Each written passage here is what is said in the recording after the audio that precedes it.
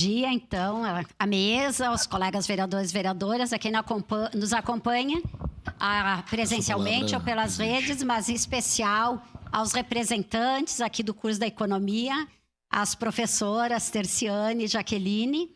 Eu falo também em nome da bancada do PT, meu colega Lucas Carenhato e Estela Balardim. Tanto eu quanto o Lucas trabalhamos na universidade, além de termos sido estudantes de lá, né? A Estela também.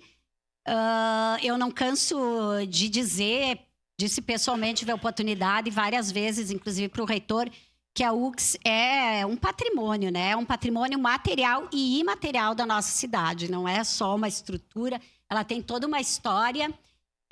Eu fiz os meus 2 cursos lá, né? Fomos colegas já, que não sei se tu se lembra, na história, no direito, né?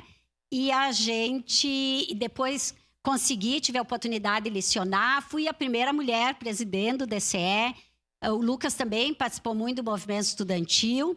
Então, a gente tem uma história na universidade e quando se vê um curso que vem aqui de 65 anos, como a professora Terciane comentou, se formos pensar na Europa, é uma história jovem, né? Mas aqui para o Brasil, um curso permanecer numa entidade de 65 anos realmente é uma coisa que precisa ser comemorada, parabenizada. Então, parabéns ao curso, parabéns à UX e ao vereador Zanquim, né?